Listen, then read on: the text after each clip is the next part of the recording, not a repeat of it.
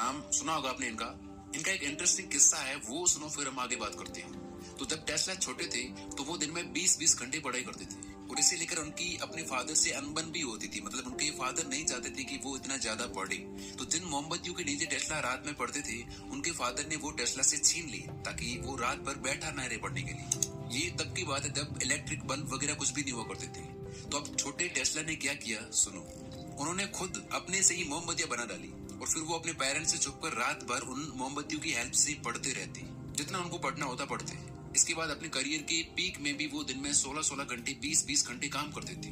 वो जो schedule follow करते थे वो बहुत ही टफ है, वो आज की दुनिया में हमारे लिए पॉसिबल नहीं है फॉलो करना। और आपको वैसे भी 10 से 15 घंटे की पढ़ाई करनी है, तो आपके लिए इजी मेथड है। देखो वीडियो में मैं आपको कोई ट्रिक्स टिप्स नहीं बताने वाला, बल्कि एकदम प्रैक्टिकल तरीके से स्टेप बाय स्टेप चीजें बताने वाला हूँ। अगर आप ये स्टेप फॉलो कर लेते हो तो बाकी सारी चीजें अपने आप फॉलो होगी। ज्यादा घंटे पढ़ना, याद रख लेना, ज्यादा चैप्टर्स पढ़ना, सिलेबस टाइम पे खत्म करना, सब हो जाएगा। और इस बात की मैं आपको गारंटी देता हूँ कि ये 10 मिनट आपके कई दिन और हफ्ते बचाने वाले हैं। तो पेपर पेन लेके बैठो, शुरू करते हैं। इन भाई साहब ने बिना किसी कोचिंग के, बिना किसी पहले की हुई पढ़ाई की, डेली 15 घंटे पढ़कर सिर्फ 2 महीने में सीए एग्जाम क्रैक किया है। ये इतना नहीं पढ़ पाते अगर इनके पास ऑलरेडी कोई प्लान नहीं होता तो स्टेप नंबर 1 है प्लान बनाओ। अब एकदम परफेक्ट है, एकदम स्ट्रिक्ट तो नहीं, बट आप मोटा मोटा लिख सकते हो। जैसे इनका शेड्यूल ये रहा, इसे देख के आपको एक आइडिया मिल जाएगा। उन्होंने इस तरह 15 घंटे स्टडी की है, लेकिन आपको अपने अनुसार देखना है कि आपको कितने घंटे पढ़ना है। बिकॉज देखो, विदाउट प्लानिंग आपका मन नहीं मानेगा, आप डिस्ट्रैक्ट हो जाओगे। लेकिन अगर सब पहले से क्लियर है कि कल क्या पढ़ना है, किस टाइम स्लॉट में पढ़ना है, तो अगले दिन उठते ही आपकी एनर्जी सोचने में और ओवर थिंकिंग करने में नहीं जाएगी कि यार आज क्या पढ़ूं, कहाँ से पढ़ूं। 10 मिनट लगेंगे, रफली लिख दो चीजें। Step number 2, motivation. बिना मोटिवेशन के आप किसी चीज में टिक नहीं सकते। अभी हो सकता है आपको लग रहा है कि मुझे पढ़ना है, मुझे मेहनत करनी है, पर दिक्कत ये है कि ये मोटिवेशन, ये फीलिंग, ये जोश कुछ टाइम बाद ठंडा पड़ जाता है। तो ये मोटिवेशन या माहौल कैसे बना रहे, इसके कुछ तरीके हैं। नंबर 1 है आपका वाई, कि आपको क्यों करना है, इसे करने से क्या होगा। जैसे कि मैं ये बन जाऊंगा या फिर मुझे इतने मार्क्स आ जाएंगे तो कैसा लगेगा, वो चीज विजुअलाइज करो। नंबर 2 है घंटा 1.5 घंटा पढ़ने के बाद खुद को रिवॉर्ड दो। नंबर 3, आप किसी मूवी या वेब सीरीज का सीन देख सकते हो, किसी का इंटरव्यू देख सकते हो, जैसा भी आपको बनना है। मोटिवेशनल सॉन्ग भी सुन सकते हो। नंबर 4, बड़ा सपना पाल लो। जो किसी ने नहीं किया वो मैं करूंगा, जो मेहनत मैंने आज तक नहीं करी है वैसे करूंगा, देखते हैं क्या होता है, मेरी लिमिट्स क्या है। नंबर 5, किसी रिश्तेदार ने ताना मार दिया, किसी ने कुछ कह दिया, कोई इग्नोर मारता है, टाइम पे रिप्लाई नहीं करता है, कोई वैल्यू नहीं करता है, या फिर आपकी फैमिली की फाइनेंशियल कंडीशन हो सकती है, आपके हालात हो सकते हैं, बहुत सी चीजें हैं। हम किसी भी चीज को मोटिवेशन बना सकते हैं। और देखो, इन चीजों से एक किक मिलती है, अंदर से मोटिवेशन और इमोशंस आते हैं। इमोशंस यानी एनर्जी इन मोशन। तो इस एनर्जी को यूज करो पढ़ाई करने में। और एक बार जब आप पढ़ने बैठ गए, शुरू कर दिया पढ़ना, तो फिर बाद में उसे कंटिन्यू करना बहुत ही आसान है। तो प्लान बना लिया, मोटिवेशन आ गया। अब आती है तीसरी चीज। एक राजा अपने सिपाहियों के साथ अपने घर आ रहा था, लेकिन उन्होंने सुन रखा था कि रास्ते में एक आइलैंड आता है जहाँ से मायावी आवाजें आती है, जो इतनी अट्रैक्टिव होती है कि कोई भी इंसान उस तरफ जाने से खुद को रोक ही नहीं सकता।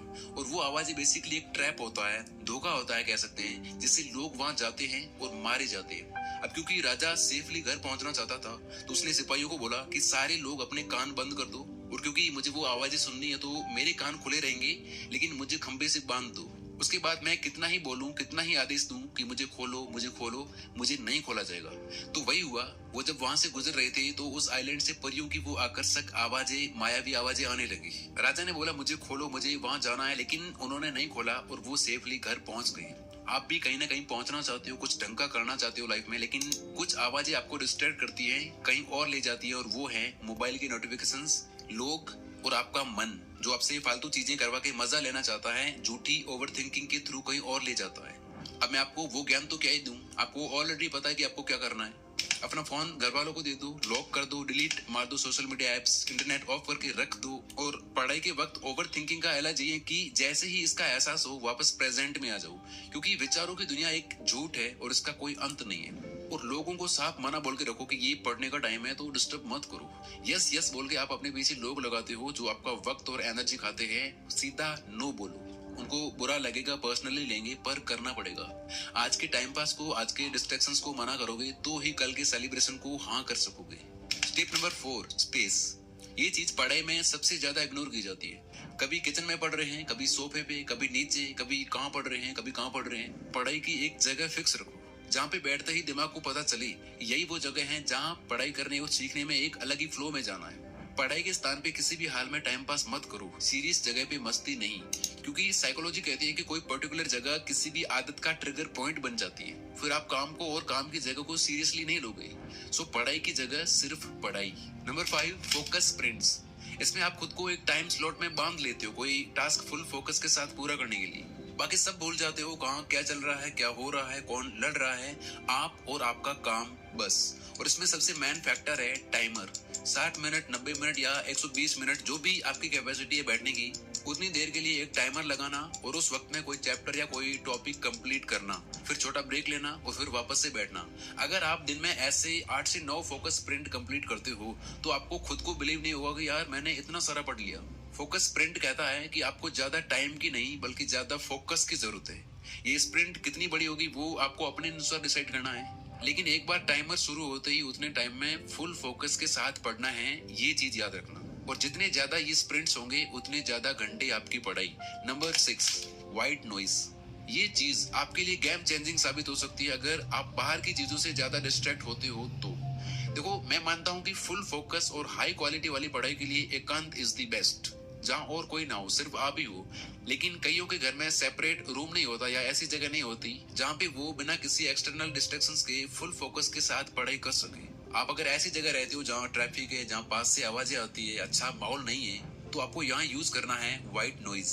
पढ़ाई करने के लिए बैठने से पहले यूट्यूब पे व्हाइट नॉइज सर्च करो, ईयरबड या ईयरफोन लगाओ और उसे चालू करके पढ़ना शुरू करो। लिटरली ये चीज आपको डिस्ट्रैक्शन से बचा के एक अलग ही फ्लो में ले जाएगी। बाहर के डिस्ट्रैक्शन से आप पूरी तरह से कट हो जाओगे और आपका अटेंशन स्पैन और पढ़ाई में फोकस बहुत ही बढ़ जाएगा। Last, active passive technique. Bore होना और थकावट, ये दोनों ऐसी चीजें हैं पढ़ाई में जो हमें नहीं पसंद। इसी की वजह से हम डिस्ट्रैक्ट हो जाते हैं और ज्यादा देर तक टिक नहीं पाते पढ़ाई में। और उसके लिए आपको फॉलो करना है ये मेथड। पैसिव का मतलब है जब आप पढ़ाई करते हो तो आप ऊपर ऊपर से पढ़ते हो, उसमें ज्यादा इन्वॉल्व नहीं होती, एनर्जी नहीं लगाते, बस नॉर्मली रीडिंग करते हो, जैसे कोई इजी सब्जेक्ट हो गया, इजी चीजें पढ़ना हो गया या फिर रिवीजन करना हो गया। और एक्टिव का मतलब है आप सीखने में पूरी तरह से इन्वॉल्व हो, लिख लिख के समझ रहे हो, नोट्स बना रहे हो, जैसे मैथ सॉल्व करना या फिर न्यूमेरिकल क्वेश्चंस और डेरिवेशन करना। तो आप एक सेशन पढ़ाई करो पैसिव तरीके से और दूसरा एक्टिवली। 1 घंटा या 1.5 घंटा सोशल साइंस, हिंदी, इंग्लिश पढ़ लो और अगला 1-1.5 घंटा मैथ्स। अगर आपको एक ही सब्जेक्ट पढ़ना है तो आप क्या कर सकते हो कि उसी सब्जेक्ट को एक्टिव पैसिव तरीके से पढ़ सकते हो। पहले एक्टिव और फिर जब बोर हो जाओ तो चलते हुए, फिरते हुए या सोते हुए रिवीजन कर लो। इस तरह से आपको ऑन एंड ऑफ करते रहना है। और इसके साथ अगर आप 2-3 चीजें और कर लेते हो तो आपको मजा ही आ जाएगा, आप खुशी खुशी पढ़ लोगे। एक होता है ना कि हम मन मार के पढ़ रहे होते हैं, स्ट्रेस लेके या जबरदस्ती पढ़ रहे होते हैं, तो फिर वहां वैसी पढ़ाई होती भी नहीं है। तो आपको अगर मजे से पढ़ना है, खुशी खुशी पढ़ना है, तो उसके लिए नंबर 1 है डरना नहीं है कि यार मेरे से तो अभी 5 घंटे पढ़ाई भी नहीं होती, 12-14 घंटे में कैसे पढ़ पाऊंगा। आपको धीरे धीरे अपने पढ़ाई के घंटे बढ़ाने हैं। एक दिन मोटिवेट होके 10-12 घंटे पढ़ने से कुछ नहीं होगा। ये चीज 15 दिन, 20 दिन या एग्जाम तक फॉलो हो तो उसके लिए अभी जो आपकी सिटिंग पावर है उसे धीरे धीरे बढ़ाओ। नंबर 2 है स्टडी ब्रेक्स। ब्रेक से आपका माइंड भी ड्रेन नहीं होगा और आप अच्छी खासी पढ़ाई भी कर लोगे। नंबर 3 और मोस्ट इम्पोर्टेंट, आप बाहर निकल के देखोगे तो जितनी भी गाड़ियां चल रही हैं, एरोप्लेन उड़ रहे हैं, जो भी चल रहा है वो मोटिवेशन से नहीं चल रहा है, वो चल रहे हैं फ्यूल से। यानी आपको अपनी बॉडी का भी ध्यान रखना है। इसके लिए एक अच्छी डाइट, दूसरा पढ़ते टाइम पास में वाटर हो, ये सबसे ज्यादा इंपॉर्टेंट है बॉडी और ब्रेन को हाइड्रेट और फ्रेश रखने के लिए। तीसरा प्रॉपर नींद और चौथा एक्सरसाइज या स्पोर्ट्स कम से कम 15 मिनट, और साथ में अगर मेडिटेशन वगैरह भी करते हो तो और अच्छा है। एंड फाइनल पॉइंट, आप सब कुछ कंट्रोल नहीं कर सकते, चाहे आप कुछ भी कर लो।